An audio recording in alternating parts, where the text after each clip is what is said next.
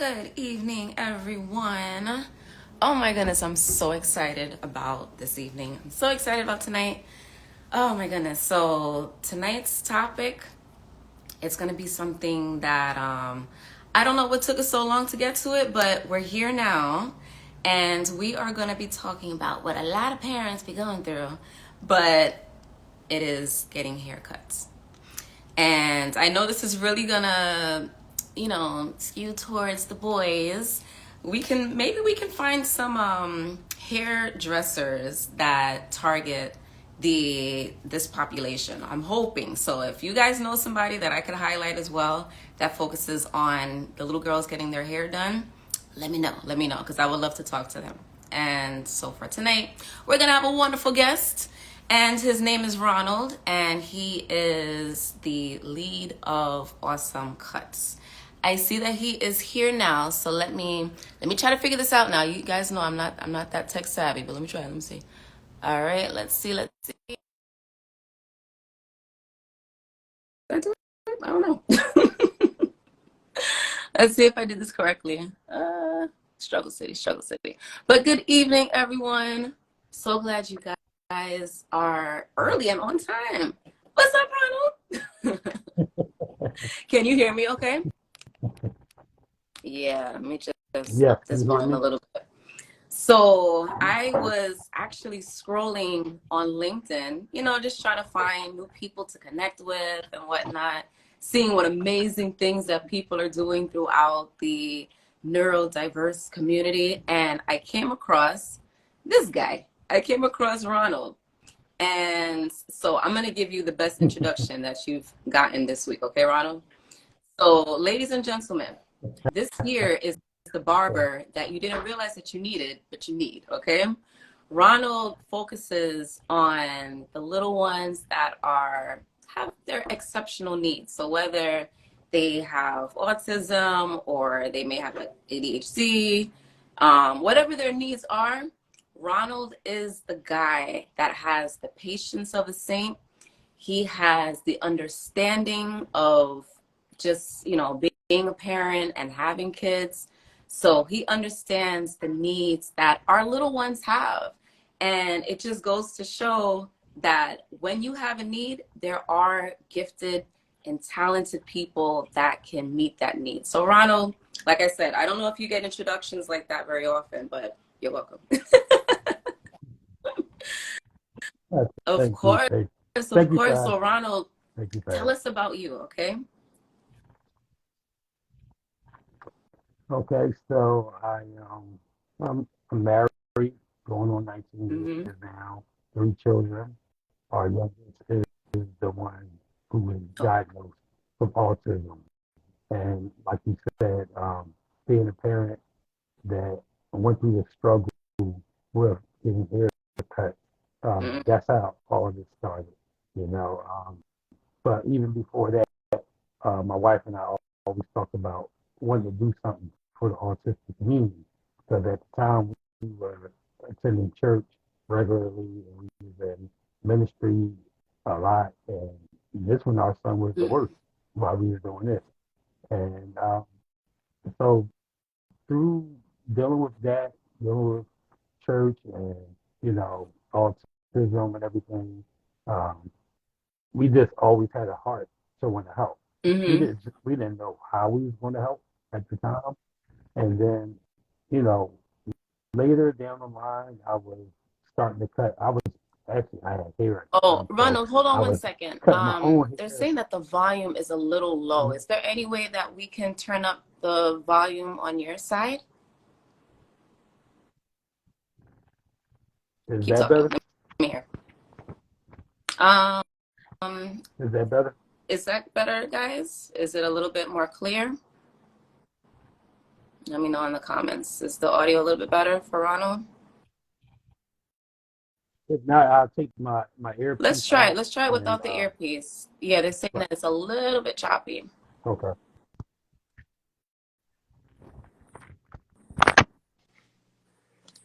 Wow. Okay. That was the key right there.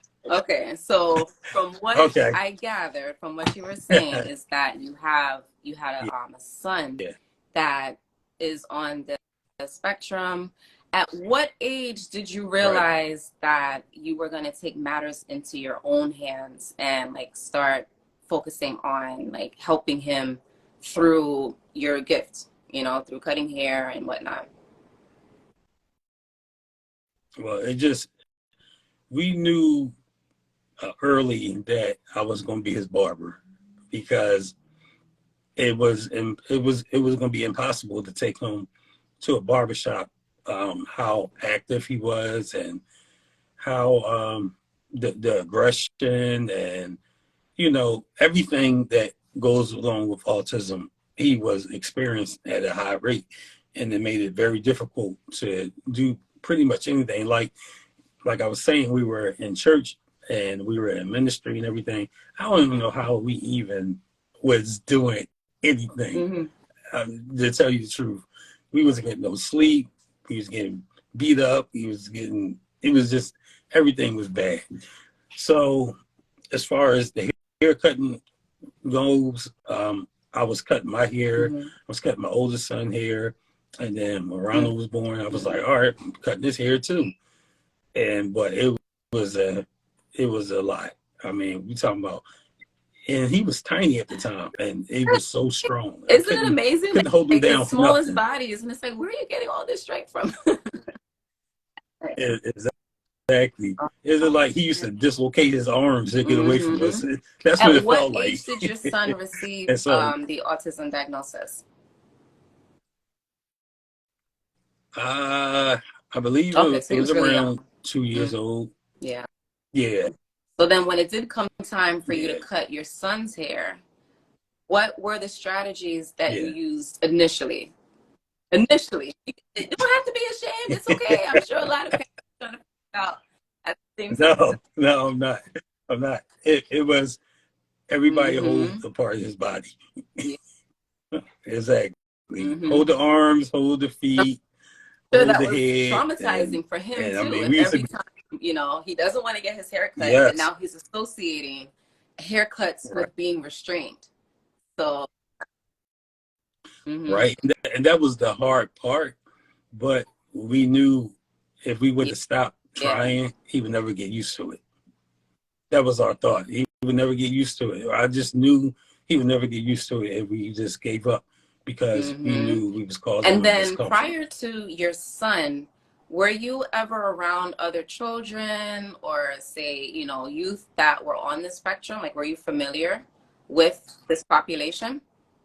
Uh, no, no, no. Actually, the story is, well, my wife could tell it better, but we were at some kind of meeting for services, and it was another young lady there, had her children, and my wife said she felt like God was telling her, go talk to her, and she normally wouldn't do that, but she did. She talked to her, introduced ourselves, and come to find out, her son has special needs. We didn't know what the special needs was at the time. We just knew, it was something going on with him. And we started inviting her to church, and unfortunately she got treated bad. And he was even, compared to our son, he was not bad. Like, he would get up and say stuff, you know. But that's a this Yeah. church and It's hard autism whenever you're is a dealing, whole nother even topic. outside of the church, if you're dealing with a community of people that are not around this population, because you even said for yourself too, that for your son, you weren't exposed. Right.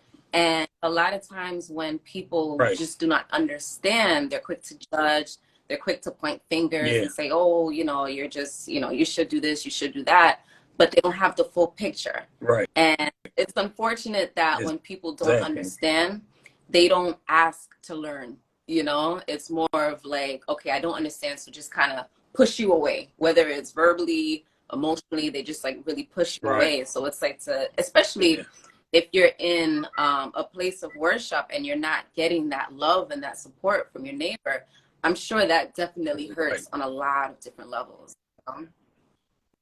Yeah. So we were feeling very bad, And at the time, Ronald was just born, so he was small, and he was typically he was real quiet at the time. Nothing going on with him. So but even with not knowing exactly what was going on with him, we had compassion, and we was like, trying to explain to people, hey, look, he's has special needs, and so everybody's aware.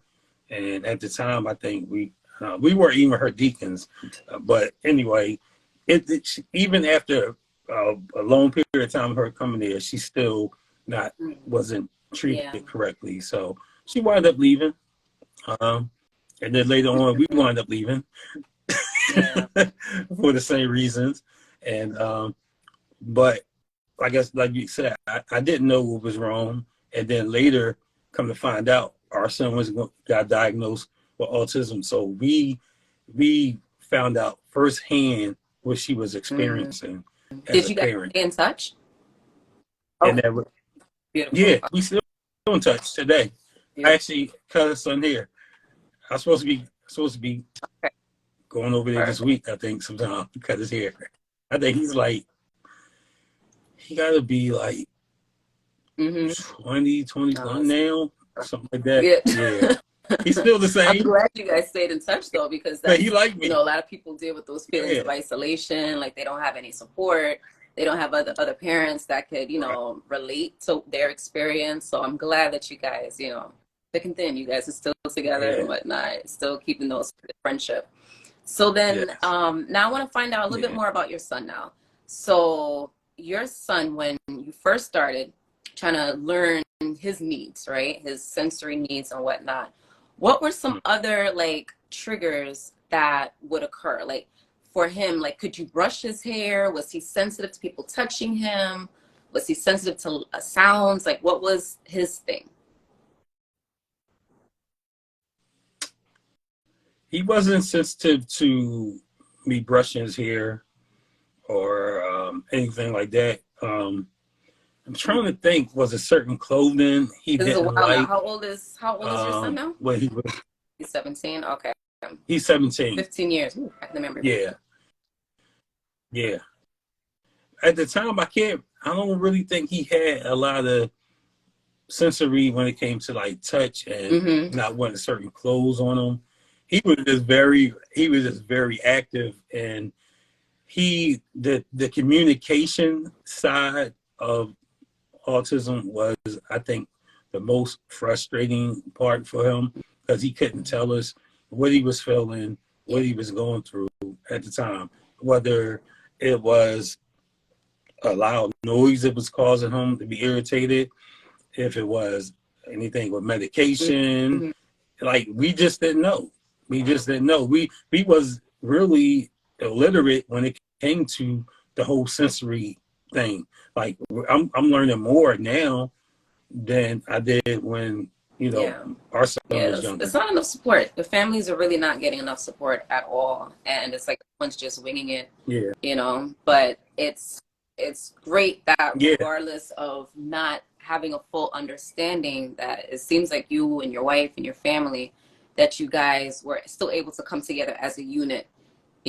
So with the haircuts, even though it did seem a little traumatizing, but you guys came together as a unit to work together to get this job done. So if you're saying that you didn't quite notice any particular sensory avoidances, because I'm thinking when someone's buzzing your hair, mind you, I've never had my hair buzzed, but I'm imagining if someone's buzzing your hair, you have this loud sound, you have a feeling of vibration. Do the clippers get close enough that you can feel it vibrating? Okay. So you have that feeling of this vibrating sensation on your skull. I don't know if it's uncomfortable, but I'm just imagining what a little person, a little body is thinking. If he sees this thing coming towards his head, does he think it's a monster? Does he think it's gonna, what is going through his mind? And how, as adults, now that we know, more information about this, the spectrum, how can we communicate to little ones to let them know, hey, it's okay, guys, it's okay. It's not a monster. You know, you're gonna feel a little vibration. You're gonna hear the sound, but it's just we have to like over communicate. You know, we really have to like use pictures. Remember earlier I was saying I use social stories for everything. I love social stories. You know, if you break it down and you show a little kid, like, look, you know, this is what happens when we get our hair cut, and you're putting together the visuals with the words and you talking, that it helps to over communicate so that the child has a little bit more of a calmness, a little bit more security as to knowing what is about to happen, what is about to occur, you know? Yeah. And that's funny because when you were talking about social stories, I never heard of that terminology, but I think a lot of parents do that by default, you know, knowing that, okay, all right, look, Ron, we're going back to the barbershop, all right? It's not going to hurt you. They're going to be nice. You know, you try to reassure them that you're not putting them in a harmful environment. And actually, the mom that's on here that's answered the question was just asking the question about how old is my son. I recently cut her son hair, and for the first time, and it was, you know, it took some patience because he just wasn't feeling it. You know, he came in and he was screaming. I'm talking about top of his lungs screaming. Nah! And he just was like, I just was wait, like it don't bother me. I mean, I'm 100 legit. It does not bother. I mean, because God gave my family a difficult task with our son. I'm talking about everything that a parent have to go through with autism. That's like our son was severe autism. You know what I'm saying? So they say, explosive disorder. I never even heard of that. You know, but yes, I'm talking about he would bite us, punches, hit us, wasn't getting no sleep, but everything. God was preparing us for who we was going to have to service down the line. And I never knew that because even when I wanted to go to barbering school at first, I just wanted to make money. And the guy was like, no, it's other families like yours. Focus on them. And when I went to school, I said, look, I'm not worrying about being the best barber because I want to focus. You know what I'm saying? I'm not worrying about being a top Instagram barber because I knew who I wanted to service. And the parents are not looking, not saying I can't give them a very nice cut. They're not worrying about that. Most of the time, they just want the hair cut off the head, you know, because the child, let's get through that. That's the first step. Getting them comfortable with getting the hair cut. And then a lineup, that's the very last, you know. So like I was saying, the mom brought her son, man, handsome young man. It was, you know, it was difficult for him. And, you know, mom is she's a believer. So she was praying, you know, I gave him time, you know, this is what I do. I introduced the child, or it don't have to be a child. I cut little to old. It don't matter. You know, introduce them to the clipper without it on. Here, you can touch it. Let them touch it. Let them feel it. Then I turn it on. I put it on my skin. I say, see, it don't hurt, right? Look, it don't hurt. It don't. Sometimes one kid, he actually grabbed the clipper. He just grabbed it. It held it. And for some reason, he must have liked the vibration. That he kept his hand on it. And it didn't cut him or anything. But I try to do that. I run the clippers over their head, over their body, down their legs, allowing them to feel, you know, the vibration and get used to it. Because like you said, that part is the part that's really is the issue. Because I recently spoke to someone that's an educator, and I said, this is why I tell parents or I tell people what sensory overload is. Like, and let me know if I'm doing it justice, right? So this is what I said. Is it like this? Your 5 senses being magnified by like 5 times. Like everything being magnified. My hearing is being magnified to the point it hurt.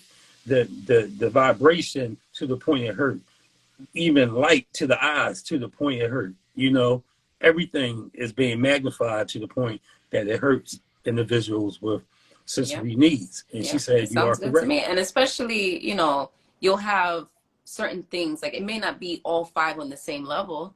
You know, one of the senses might be at a 10, the other Right. one might be at a 2, you know, some may be at a negative, you know, because you have some kids that they don't feel pain the way that we feel pain. You know, they could throw themselves into a wall, jump up, That's keep moving, you know. what. So yeah, it's just the scale is all over. But I love the way Yeah. that you broke it down. I think that's a great way to Yeah. make it understandable for everybody. And question. So where you are working out of, like I know you said you travel, we'll talk about that in a little bit, but where you primarily are based Right. at, is it a shop that you're sharing or is this just a place? Okay, so it's a place that you're sharing. Yes. It's Okay. yeah, a shop that I'm sharing. It's not, the owner allows me to come there, and she knows I'm not there full time. I do, like with the families, I do appointments only because, first of all, you don't want no, you know, our children Yeah. now, they don't want to be there, and then have Yeah. them waiting behind somebody else. That can ruin the whole experience right there. So, you know, I do The appointments and only good I thing take it from about, there. like, if a child is able to see other people get their hair cut, you know, especially if it's their first time, maybe if they're not Hmm. even getting their hair cut that day, but at least to know, like, okay, this is what Right. happens. They sit in the chair, you know.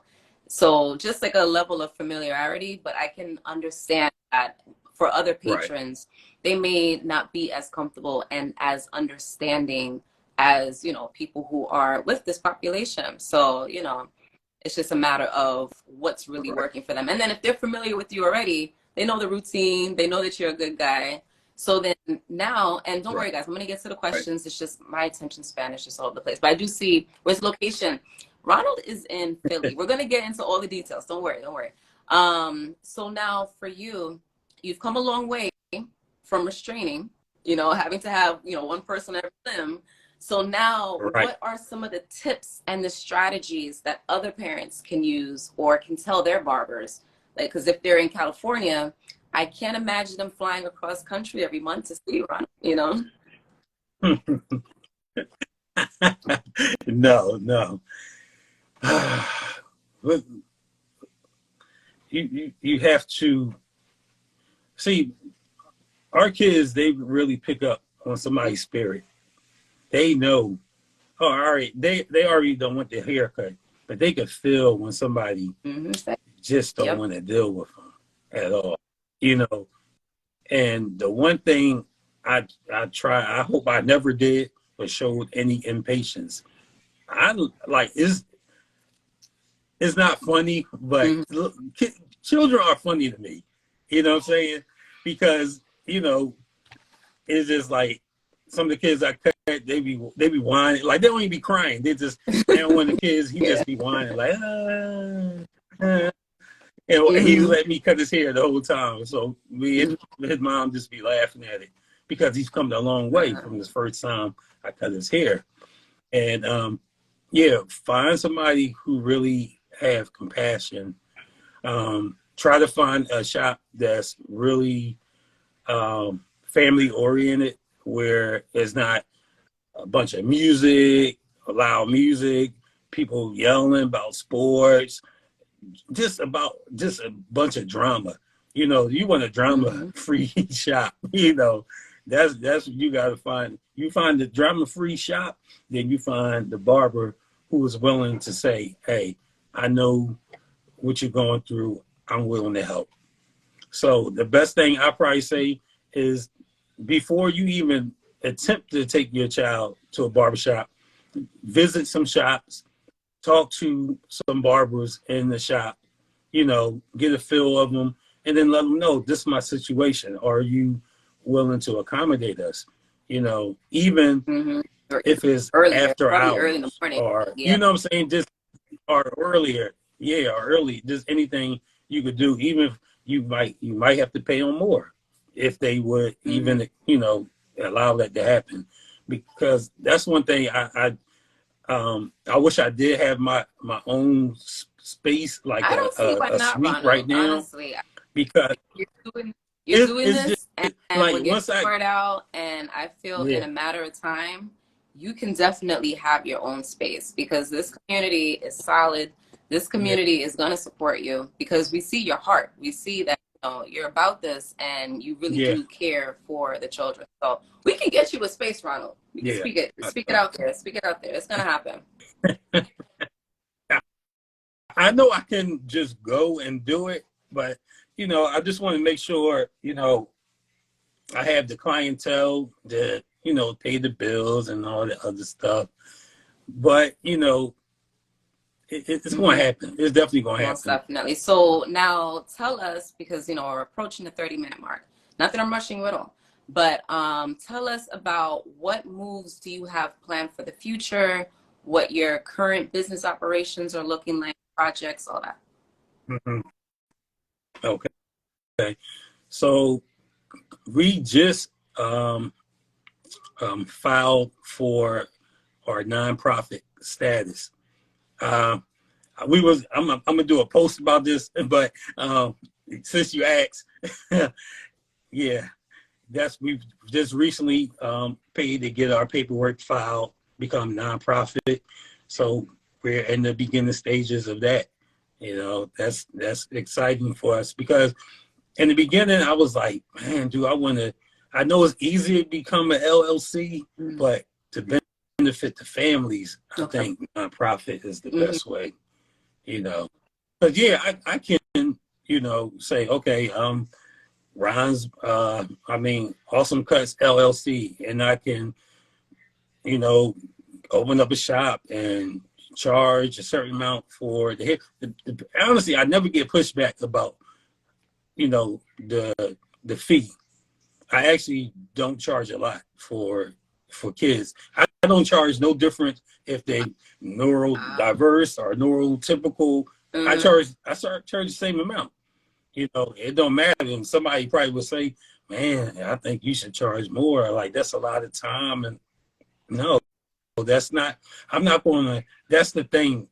I'm telling you, God did this on purpose. He had to allow me to go, he had to allow us to go through it to be more sensitive to the needs of them. Because often it looked like this. Okay, now I got to put in more work. So I got to punish you because of your situation that you have nothing, no control over. You know what I'm saying? Like, you got to pay more because, and I understand. I truly understand, barbering is a skill, and yes, you should get paid for your skill because you went to school, you got your paperwork, everything got legit, and now you got to make a living, right? But I said, okay, I wouldn't become a nonprofit because I know I'm believing that more people will sow and give and donate to the cause that we're doing, knowing why we're doing it. Yeah. The The money is money always going to is come not going to be because an you're issue. serving others. So as long as your heart's Right. pure, you're truly serving others. It's so clear and it's so blatantly obvious that people truly will support you in whatever Yeah. shape, form, or fashion that they can. So it's like, never, you don't have to worry about the money at all. We got it. Yeah. Yeah.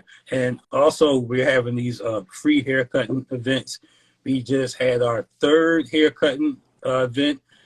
Um, not this weekend, but the weekend before. It was at a church, and yeah, I was able to cut a few individuals with autism that day. And what we usually do is I schedule them 30 minutes apart. Oh Use yeah, that Calendly. what's the app Yeah. called? Calendly or Mm-hmm. Calendly, yeah. So I use that app. Somebody showed me the app, and I schedule them 30 minutes apart. So they sign up, they know when to come, and for the most part, they stay in that 30-minute range because I'm not giving them a whole fade where it's going to take 45 to an hour. You know what I'm saying? They just want the hair cut off. The parents be like, just cut this hair off, please. So, Exactly. Because even though the thing is, the child, they don't care. They don't care about the hair. most of the time, I don't think I ever heard a child say, I want my hair cut, because, I mean, depending on where they are on the spectrum, they might say, Mom, I want a haircut, because now they're used to getting haircuts. But if they're like really nonverbal, my son didn't care about getting no haircuts. I did. So true. So then for these events that you have, are you traveling outside of Philly? Are you making your way, you know, through the country? How's that? Not through the country yet, just Okay. in the All tri-state right. area. So you've come to New York already? Yeah. No, We're gonna I've have been to getting a lot set of something up requests. because why not, right? And there's a Yeah. need for people like you to do such an amazing job. So Ronald, we're gonna keep in touch. All right, let me get to other people's questions. Yeah. Let me make sure I didn't skip anything. I'm so sorry. I wish I could double back at the same time. I think we talked about communication. Yeah, this. Hey, Mr. P. Let's see. Yeah, no, we're definitely gonna have to get you around the country for sure. And let's see, are you posting the events? You posted on your Instagram page, right? Yeah. Yes, we do. So in our Linktree link, we have where you can click on it, say free haircutting events. When we have something scheduled, that's where you will go, click on the link. Like when we have something scheduled, we constantly announce it, we post it, let people know where we're going to be at. And what do you typically need, like supplies wise? Like, are you able to do haircuts outside? Do you need mirrors? Like, what do you need? No, we got everything. So we got a little cart, like a utility cart, that we put everything, like we driving around in our little sedan. You know what I'm saying? We're packing up our sedan and we're going to these places that have these events.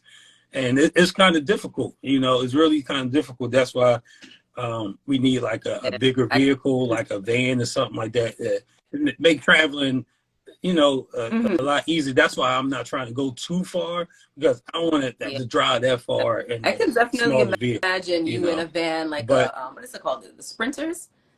The Sprinter van, have it decked out, have your own like barber shop basically inside the van. You go to different states, go to different cities, and parents can sign up based on where they're located at.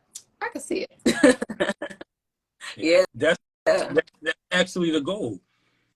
That's we're trying to get a mobile barbershop. That's when, like, once we get our status and people can actually donate money so they can write it off and everything. That's where the money is going to be going to. Because, like I said, what'd you say? How do they donate now? We have a GoFundMe link. You can donate Cash App, Venmo, whatever. But, we really try to push it to the GoFundMe because it looked more legit than you just sending me money. You know what I'm saying? And the GoFundMe link but is some on people your do. Instagram page? Some people do. Okay, awesome. Yes. Yep. It's on there. And that's what we're raising money for. So when we have these free events, people can donate. We don't charge. But we say, if somebody say, hey, look, how can I donate? Okay, you can donate. We have a donation box or something there for them if they want to give, but it doesn't matter. We're there. The service, like we say, the money gonna come. The money gonna come. I'm not even worried about that. We more want to help parents who have been struggling with this issue for a while. Like, a lot of parents are very emotional over this because they feel like their child is being neglected. And why not my child? Why can't my son? Why is it not more inclusion in this area? If we have a wheelchair ramp, for someone who can't walk, we need places where our children can go and get service. And one of our plans is to talk to legislation and people and the government to make this like a mandation. Like, you at least need to have one barber in there that's going to service people with sensory needs.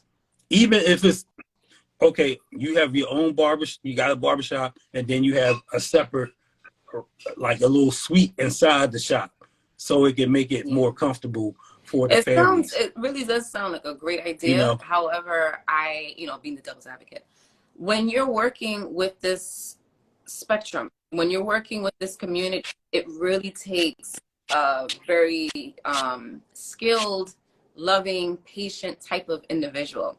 Not everybody has it. Not yeah, everybody has I, it. I But when you do know that's find these people, it's like, you hold on to them because it's like they have this higher understanding mm, of the individual yeah, despite whatever it is that they may be going through, whether it's a meltdown or not being able to communicate verbally.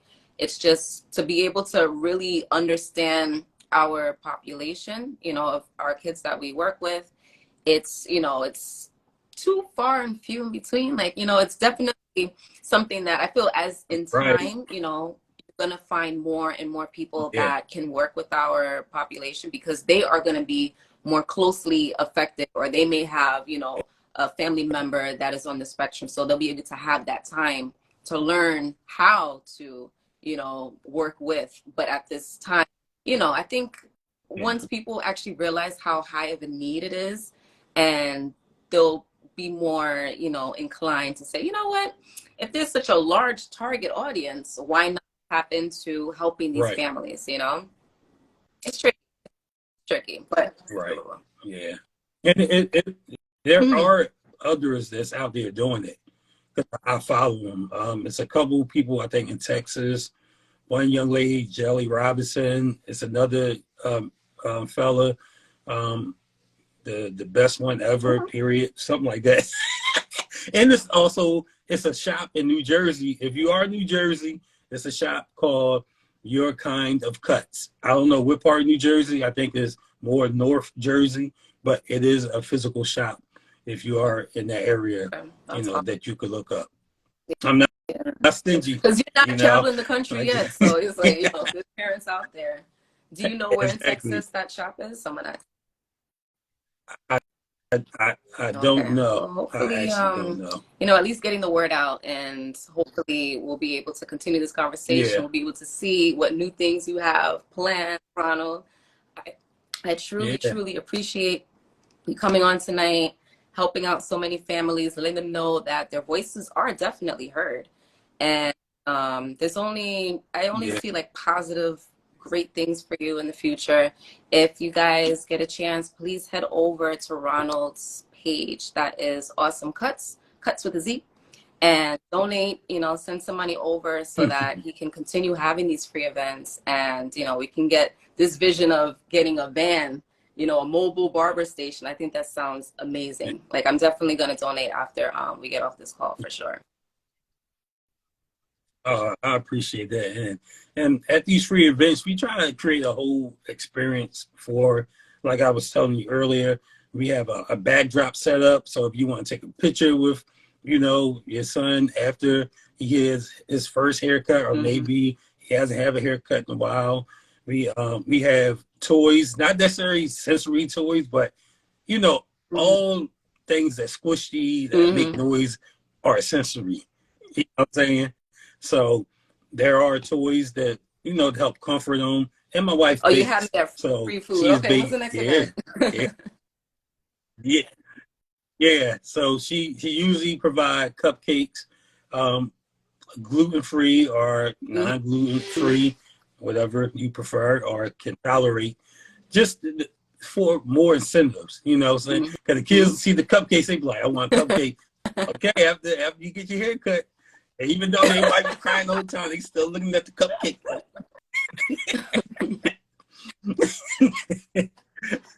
So we create a whole experience when That's we beautiful. come out. So Let's see. Oh yeah, Mr. P. He is an amazing photographer. So when we get you up to New York, Ronald, we're gonna be capturing the entire event. Okay. yeah, wow, Mm-hmm. that would be Yeah. amazing. Do you guys I have appreciate that, Mr. any P. information? Sorry, any questions that you want to ask Ronald? Yeah, Now's your time before we hop off. And if you guys came in late, don't worry. As always, I'm going to put this on my Instagram page, and I will definitely put Ronald's information in it. I should be able to put the Cash App link, right? Or maybe I'll just have to put the link to your page, and then they'll go onto your page and then donate if they feel it in their heart, But overall, I really appreciated your time. I appreciate you as a human being, Ronald. You're amazing. So it's just wonderful Thank to you. be able Thank to you like for it. see good-hearted people out there, you know, doing amazing things.